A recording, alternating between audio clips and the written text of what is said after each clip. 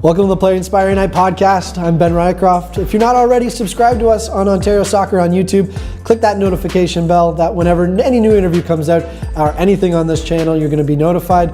This interview series is about lifting the curtain about what goes on here at Ontario Soccer. And too often people don't understand who we are and the role of the provincial body in this game.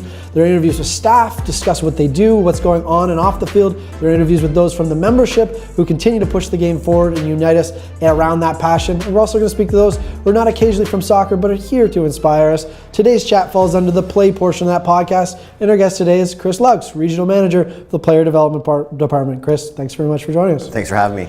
So you're still fairly new here. You're not obviously new to Ontario Soccer, but you're fairly new to the office.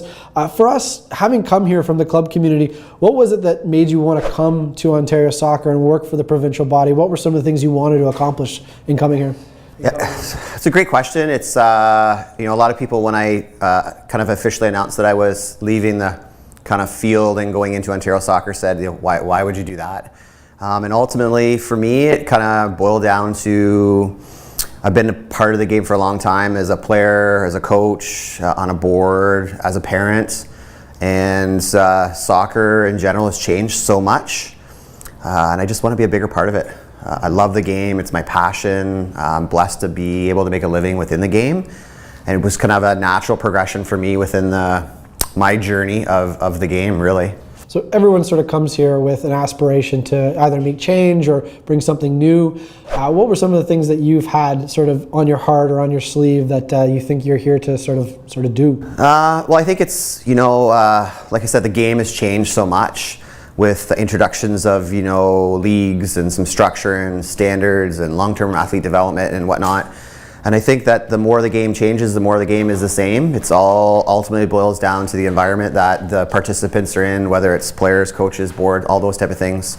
So for me, it's just, bringing that personality to the game, because it's a game, it's a universal game, it's, boundaries and everything. It's the game. Everybody can unite the world kind of thing. And so for me, I think coming to Ontario Soccer is just bringing my experience in the past and my non-soccer experience in the business world to just help create some of that environment, maybe on a bigger scale than the smaller little city of St. Thomas, where I'm originally from and working out of London.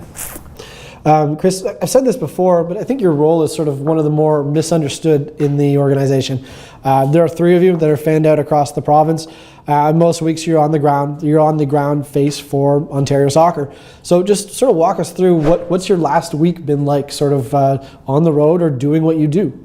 Yeah, it's been an interesting last couple weeks. I've been around for a little bit now, and I work remotely out of London right now. So.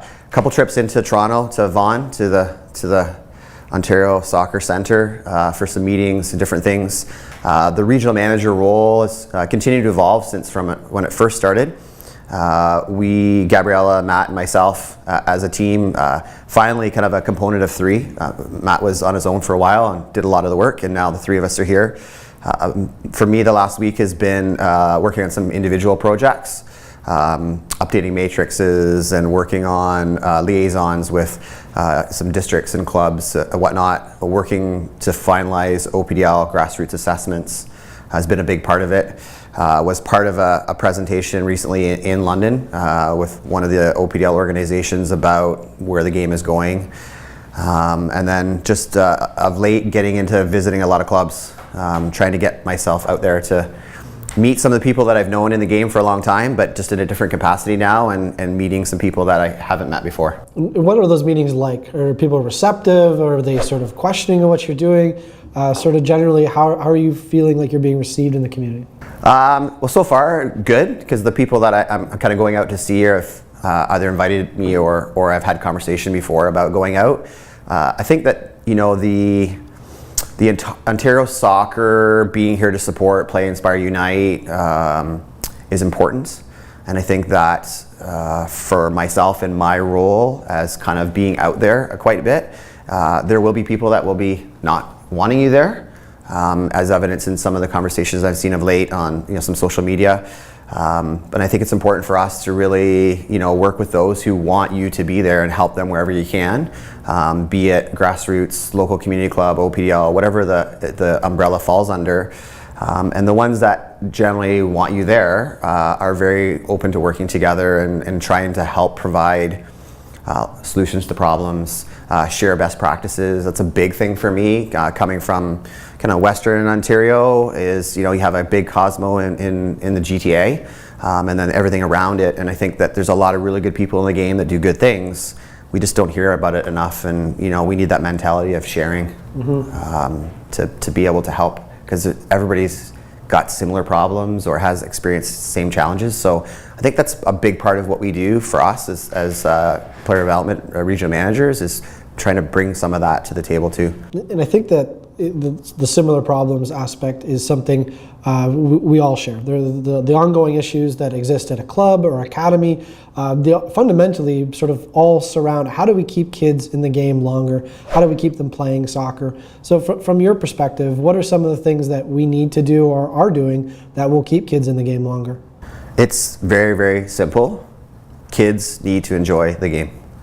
They need to have fun playing the game. They need to have fun being involved in the game. Obviously as a coach and player background, there's lots of things within the game. And kids having fun in the game all boils back to the environment they're in. And that environment, the biggest person that can impact that environment right now is a coach, which is something for me is huge. I love working with different coaches and helping them understand how kids have changed and how the game has changed and how coaching has changed. And I really, really think that environment that we create for players, inspiring them, giving them a love of the game, sport in general, because there's so much choice now between every activity going on. Players will continue to play because they love the game. And especially when you see the dropout rate at the age where players are able to start telling their parents, I don't want to play. At younger ages, they're going and their parents are making them go. Right. But when they get to that age, so that's the key where we have to make sure that they love that part of the game and they look forward to it. So what does a coach look like who's sort of doing the right things, and what does a coach look like who's maybe not doing necessarily the right things to keep those kids in the game? The coach that has the connection or relationship to the players and understands them aside from the X's and the O's, the technical, the tactical, all that stuff, those are the ones that are going to have players continue to come back. It's not always about reaching a national team or playing for a scholarship. Very few players get that opportunity. We have a big base, so it's about giving players the opportunity, if they want to get there someday, to be in the environment to get there, but also giving them the opportunity just to play soccer for life. And I think that, you look and ask the number one reason why players stop playing, it's not fun. And why is it not fun? Because they generally don't like their coach.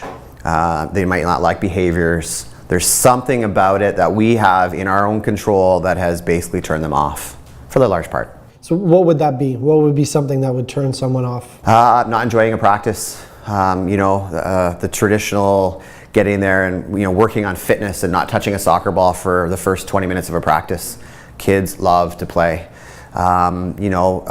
Joystick coaching on a sideline. Players play, coaches coach. We should do our coaching in the training sessions, on the sideline with the players, let the players on the field play. Yes, you want to give some instruction on certain things, but you hear those coaches running up and down the sideline, screaming and yelling instructions, and players, as a player, I used to hate it. As a coach, I hate it even more. I think for us, it's giving those simple things, eliminate some of those, and that'll make a big difference. So one of the clubs you came from, Norwest out of London, really embraced LTPD. And one of the things I've been hearing the last few years is how LTPD not just helps generally, but specifically can really help smaller clubs. Having seen sort of the inside track there, tell us a little bit about why that works for smaller clubs in the LTPD perspective. Well, LTPD, which I stopped using the short form, because it's, when you say LTPD, it's actually long-term player development. So I try and exaggerate the long-term player development. because as clubs and technical leaders, we look long term. Most parents generally are looking at a smaller window because they just don't know how long their kids are going to play with different things. So smaller clubs, I think LTPD helps them have that little roadmap on giving them an idea of maybe what long-term looks like. Helps give a unified structure for not just the player, but as the athlete. You know, for example, if physical literacy and understanding different stages and components of, you know, at what level or what stage should a player understand maybe some spatial awareness. So things like that. And I think smaller clubs, because they don't have all the resources that the bigger clubs have, often they're purely volunteer run. The board members are doing a little bit of everything. And for those that aren't directly tied to a game as a board administrator, technical, or a match official type thing, it's a lot of effort to get players in the field. So when you're a small club and you don't have those massive resources, having something in a framework to say, hey, at 7 and 8 years old, there's 5 kids on a pitch. You know, here's some guidelines for them with our grassroots curriculum that was done a couple years ago. You know, what are the priorities from a technical component, the 4-corner approach? If they use that, that can really, really help them because they just don't have the resources to do that. So for me, just walk us through what those resources would be then. What would they be lacking that sort of LTB enables them to sort of fill those gaps with? Well, just simple things like understanding stages of child development in the 4 corners. The physical component is always one that people look at, but social, emotional, psychological, those type of things. So from an LTAD, long-term athlete development standpoint, taken into long-term player development, smaller clubs, you know, can now look at best practices of what's the best environment for a 4 or 5, 6-year-old kid in, you know, the active start. And, you know, here's some kind of ideas on how to run your programs, because, you know, a club that has all the resources will have, you know, people to sit down and map out the programming and best formats. There's enough to do with getting uniforms and all these different things. And then even understanding at the later stages of soccer for life and understanding the player pathway. But how does the athlete fit into that component? Adding in, you know, long-term player development, the additional resources that I mentioned the Ontario Soccer, the grassroots curriculum with Learn to Train, Active Start, Fundamentals, in there giving ideas of what are the important parts of long-term player development within the 4 corners. Sample suggestions of sessions, which we've now taken and put out each week with the grassroots sessions that are available to help. So a smaller club that doesn't have a curriculum, a volunteer coach who's working full-time gig during the day, going to coach, they're able to go to our website, and if they want, they could actually just pull it off and have a whole session there as a guideline to be able to do. So little things like that I think we can do and continue to evolve to help. When new staff comes here, I always like to talk to them to get their sort of outside perspective, that club perspective. They got that new staff smell. It's like the new car smell, but without all the blind spots. Yeah. And I mean that seriously, that when we get in here sometimes, you get into that rhythm of behavior and patterns of behavior. And so I feel like the outside perspective is always really important for reinforcing what we're doing and also criticizing what we're doing. So from our end, what is it that you think that we're doing well here that you're really inspired by, and what do you think that we need to improve on that you can sort of bring to unite us around new common challenges? Yeah, I think you know, Ontario Soccer's changed a lot in the last couple of years, much as the game has changed, and I think that one of the things that we are doing well is the through the leadership, the Play, Inspire, Unite, and trying to bring the game together. You know, some of the examples would be academies and clubs.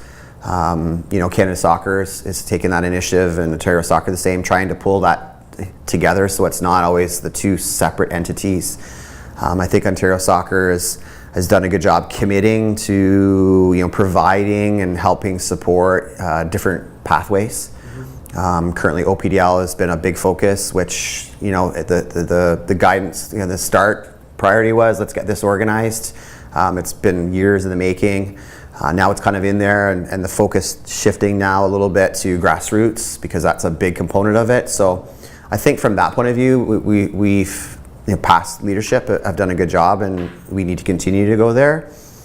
From what we can do to continue to make a difference, I think it's just be available there to help support membership, both smaller community clubs, OPO organizations, academies, those type of things, in all fronts. And one of the things I know coming into the building I've learned is I'm a technical guy. I was blown away at how much more there is to the building. And unless you're in that environment, you don't always necessarily notice the administrative side and how much goes into the game beyond the club level. And I thought I knew a little bit about it. So I think just getting that message out there too, knowing that we're actually here, and if you want us to help, we can help. We're not here to do things for you, but we're here to help. That's a big part of it, and we can actually probably help in a lot of ways if you want to. You're a big guy on social media. You're always tweeting. A little bit. And I've actually used you as an example, a positive example, in previous presentations about our community and our club community.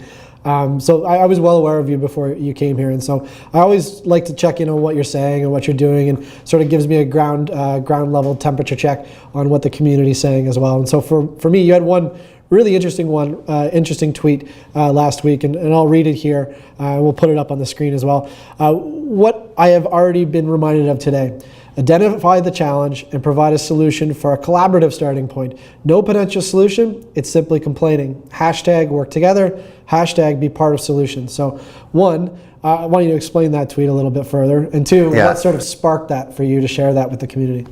Well, I kind of started, I do like social media. It has its pros and cons. I think it's how you take it. And I just found it, for me, I've met so many people on social media and connected with a lot of people, good and bad. It's a learning thing, but I kind of started, I have a couple things that I do. One of them is what inspired me today. I'm a big self-reflector, both in the game and coaching and everything else. So kind of that was something for me personally that I was able to, I think once you put that out there, it now becomes something you have to live by. 100%. So it holds myself accountable to it. And clearly I know I can't always do that. You have certain things you want to try and do, and it's a work in progress. We all make mistakes. But so that particular one is just, it's based on conversations that I'd had throughout the day on, some people that just weren't really happy with some things that were happening. And instead of saying, when I said to them, well, what's the solution? What do you propose? Like, how can we change it? There was no answer. And for me, that frustrates me. It's part of why I'm now working for Ontario Soccer, because I think that, I've been pretty vocal on things and challenged different things. So put up or shut up. Now it's my turn to kind of do that. And I think that, in any scenario we have, if you think it can be better, you have an opinion, you have a voice, let's use that to actually give some possible solutions. Crazy as they might be, let's have them, and then it gives us a working starting point. If you don't, then it's just complaining. And that's what I find a lot of time. Like, I'm pretty versed in the social sphere, and so I see the group of people who just simply complain constantly about everything. Nothing can be fixed. Everything needs to be blown up, blah, blah, blah, blah, blah. But there's also a ton of people out there having really good level conversations, talking about where they want to improve the game, what they think the Ontario Soccer could be, and what the areas that they can improve. For me, like, what's your social experience like generally? What are you trying to get out of when you're sharing the stuff that you're sharing with the community? For me, it's simply sharing.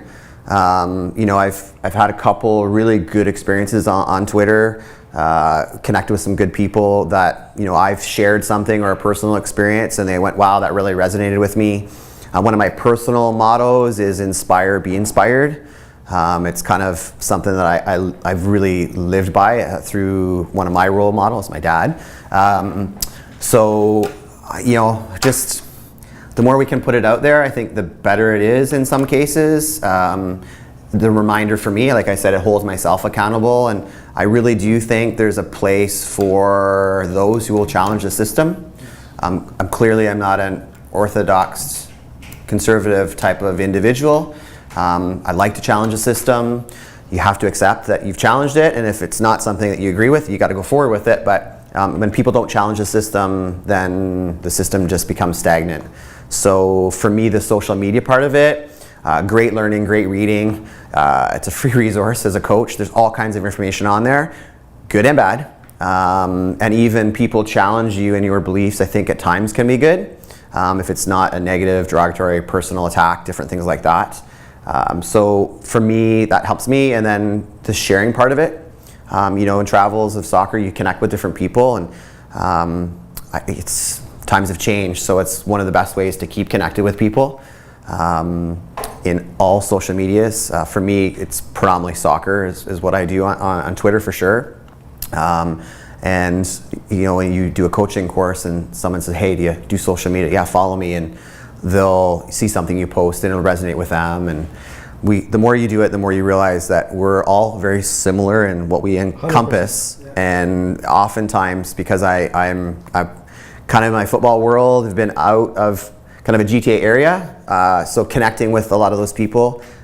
Twitter, as an example, is great with that, because I've connected from East Coast to West Coast to other countries, and learned a lot of things from different people who have said, hey, in England this is what we do, and blah blah blah blah. So I just think if you understand how to use it and take it, it's good. I like that. Inspire, be inspired, and also solution-based thinking. For me, that's it all day. I sort of laugh when you said, I'm not really the orthodox conservative type, and I'm looking at your tattoos that are on your arm, like, I don't know too many orthodox conservative people. So for me, I thought I had the most tattoos probably in the organization. You can't see any of them, but I probably had the most in the organization before you came here. You've obviously got the full sleeves and all that. Why don't you give us like sort of one of your tattoo stories from what you can see or what you can't? Yeah, it's basically, I got my first tattoo when I was younger. Total flash tattoo, loved it. I thought I was really, that was cool. Tasmanian Devil kicking a soccer ball, because it was what I love the game. I love the game. And then, in my professional work environment, not accepted. I like to push the envelope a little bit. So when I got into my, clearly dating myself, my 40 birthday, I'd known I'd always want some more tattoos. So I kind of just went for it. Didn't tell anybody I was going to do my second tattoo. I have a great tattoo artist that I work with, and she's done all custom work for me. So I just went and did it, and then it just kind of snowballed from there. They're very addictive. It's, my tattoos are a reflection of who I am and what I believe, much like social media. It's a reminder of me. I actually tattooed Inspire, Be Inspired on me, so all could be seen within my soccer Buddha mentality. And then, the other things that are important in my life, the way I want to live, my kids. Most of my tattoos have some meaning with my kids, and something within that kind of thing. So it's a pretty cool thing nowadays to be able to do that and not be totally judged as much as you might have in the past by hiding them all. Yeah, well, that's just it. I was always told growing up, like, don't have any tattoos that you can see, because when you get into the business world, they won't be as accepted. But times have changed. Times have changed, and I'm sure you'll get one that's visible soon. Yeah, maybe I'll get a face tat or something. No, well, I don't know about that, but that's. But that's been Chris. Chris, thanks very much for joining us. I've got a lot of respect for you and what you do in the organization. I think you're going to do fantastic things, and I hope today has sort of opened up the conversation with you and other people in our community, as well as sort of exposed you to the greater Ontario soccer community. You're going to be seeing him out on the fields, out at the clubs, at the academies. So if you see him, go up, approach him, have a conversation, or follow him on Twitter. Always active, and he's always got something to say. So Chris, thank you very much for joining us. And that's it for us today, guys. Thanks again for joining us. Subscribe to us on YouTube and hit that notification bell to ensure you never miss another video. And for Chris, I'm Ben. We encourage you to always play, inspire, and unite.